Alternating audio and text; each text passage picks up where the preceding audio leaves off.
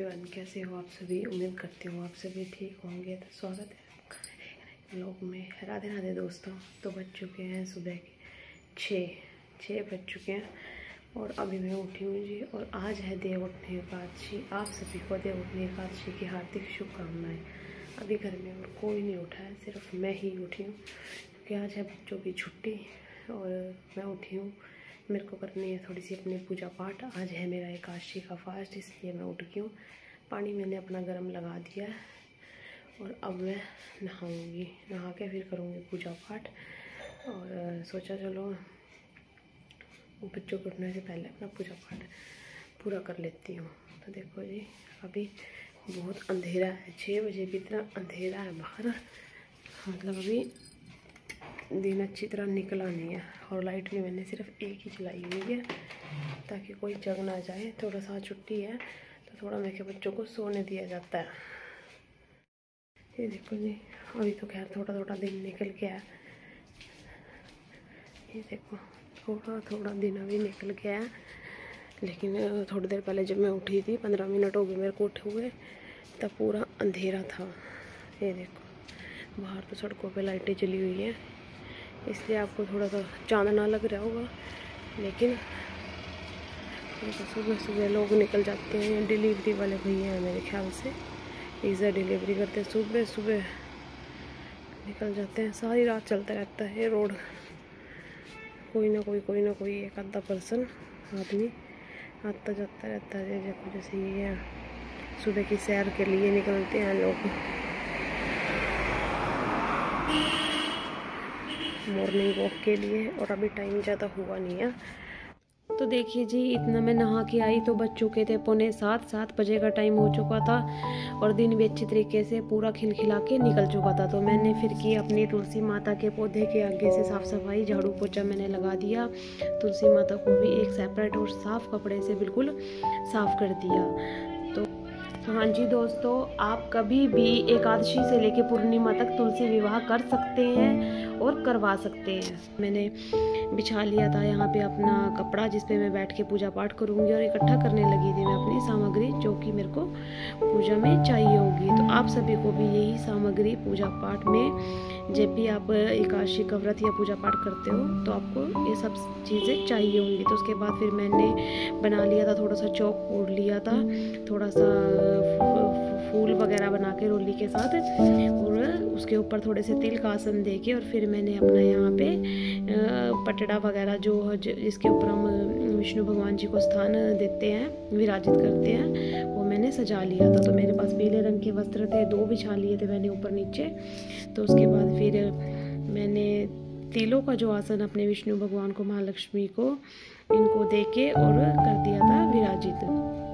तो देखिए जी, मेरे पास ये बुक्स थी, एक कार्तिक महात्म्य की बुक्स और एक एकादशी की है। दोनों मैंने किताबें अपने पास यहाँ पे रख ली है, जो मैं पूरे कार्तिक के महीने में हर रोज़ पढ़ती हूँ। और दूसरी तरफ फिर मैंने तुलसी माता के आगे भी स्वास्तिक बना लिया था। थोड़ा सा मैं माता रानी की चौकी के आगे सजावट कर रही थी, थोड़ा सा चौक पूर रही थी। ये भी मैंने रोली के साथ ही बनाया है। तो आज तुलसी माता का विवाह भी है और देवउठनी एकादशी भी है। तो मैंने सोचा थोड़ा सा तुलसी मैया को भी साथ साथ बहुत अच्छे तरीके से सजा लिया जाता है, थोड़ा सा बढ़िया लगेगा। मतलब माता रानी का आज दिन है, तुलसी मैया का बड़ा खास दिन है और हमारे लिए भी, तो थोड़ा सा सजावट कर ली जाती है। तो देखिए, जिसके बाद मैंने अपनी तुलसी मैया को उड़ा दी थी चुनरी, और फिर उसके बाद मैंने थोड़ा सा तिल का आसन दे के और मैं यहाँ पे लगाऊंगी दिया। तो तुलसी माता के सामने मैंने एक दिया प्रज्वलित कर दिया और दूसरा दिया मैंने कर दिया विष्णु भगवान के आगे, जो मैंने बराबर में तुलसी माता के बिठाए हुए हैं। तो आज के दिन, देवउठनी एकादशी के दिन, तुलसी माता के बराबर में ही विष्णु भगवान को बिठाया जाता है। आपके पास शालिग्राम भगवान जी है तो आप उनको भी बिठा सकते हैं। आपके पास विष्णु भगवान का कोई भी चित्र स्वरूप है, आप यहाँ पे बिठा के दोनों की एक साथ पूजा कर सकते हैं। तो देखिए, उसके बाद फिर मैंने दे दिया था तुलसी मैया को जल। तो एकादशी के दिन मैं तुलसी माता को जल जरूर देती हूँ। और थोड़े से जो तिल होते हैं मैंने अपने दिए में भी डाल दिए थे। कहते हैं कि जितने तिल चटकते हैं उतने ही हमारे पाप नष्ट होते हैं। उसके बाद मैंने वस्त्र रूपी कलावा अर्पित कर दिया था विष्णु भगवान को, सब पे चंदन का तिलक लगा दिया था बारी बारी से। हमें सब देवी देवताओं पे जो हमें चित्र स्वरूप में विराजित है सब पे तिलक लगाना है। और तुलसी मैया को भी मैंने 5 बार चंदन का तिलक लगाया है। आज देवउठनी एकादशी के दिन माता तुलसी को 5 बार तिलक लगाया जाता है। और जो भी यहाँ चौकी पे मेरे देवी देवता विराजमान थे, चाहे वो पुस्तक में हो, दीप हो या कोई भी हो, तो सबको ही आपको तिलक करना होता है। तो देखिए मैंने सबको तिलक कर दिया और फिर उसके बाद बारी बारी से मैंने कर दिया रोली का तिलक। पहले मैंने चंदन का और 5 बार ऐसे ही मैंने रोली का तिलक तुलसी माता को किया। आप डंडी पे लगा सकते हैं, पत्तों पे लगा सकते हैं, 5 बार हमें तिलक करना होता है। उसके बाद मैंने फूलों से सजावट कर दी, थोड़ा सा मैंने फूल चढ़ा दिए भगवान जी के आगे। तो मेरी गुड़िया अभी सुबह ही लेके आई थी फ्रेश फूल, तो मैंने सुबह सुबह फिर अपना ताज़े फूल मंगवा के कर दिया फूलों से सजावट।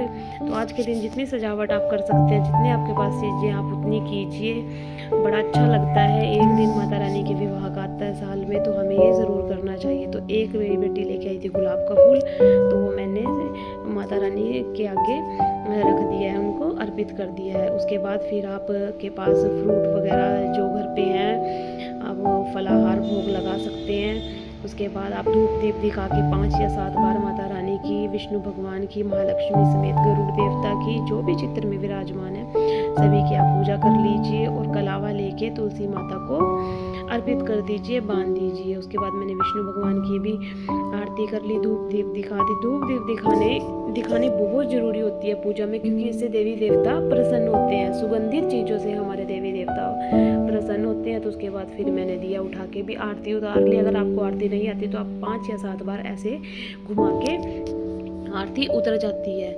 उसके बाद फिर मैंने थोड़ा तुलसी अर्पित कर दी, दक्षिणा स्वरूपी अर्पित कर दी। दक्षिणा हम इसलिए अर्पित की जाती है क्योंकि इसलिए अर्पित करते हैं, इसलिए चढ़ाते हैं क्योंकि जो पूजा में रही गलतियाँ होती हमारे से, भूल चूक में बहुत गलती हो जाती हैं, तो उसकी क्षमा के लिए हम दक्षिणा अर्पित करते हैं। और आज के दिन तुलसी पात्र रखकर ही भोग लगाया जाता है विष्णु भगवान को। विष्णु भगवान को तुलसी अति प्रिय है। तो देखिए जिसके बाद फिर मैंने कथा पढ़नी शुरू कर दी। तो मेरे पास किताब थी तो मैंने किताब से कथा पढ़ ली। कथा पढ़ने के बाद फिर मैंने ले लिया संकल्प, हाथ में 1 लोटे जल से थोड़ा सा पानी लेके अपना नाम, अपने कुल का नाम, अपना गोत्र आप सभी बोल के, हे विष्णु भगवान आज मैं आपका व्रत कर रहा हूँ या कर रही हूँ, मेरी सभी मनोकामनाओं को पूर्ण कीजिए। इस पूजा के दौरान जो भी मुझसे जाने अनजाने में गलतियाँ हुई हैं उसके लिए मैं क्षमा चाहती हूँ। तो ऐसे जल को साइड में छोड़ दीजिए और विष्णु भगवान और महालक्ष्मी तुलसी माता, इसके बाद आप जल के लोटे को सूर्य देवता को अर्घ दे दीजिए। और यहीं से हमारी व्रत पूजा संपन्न होती है। आई होप आपके लिए ये वीडियो यूजफुल रही होगी। राधे राधे दोस्तों।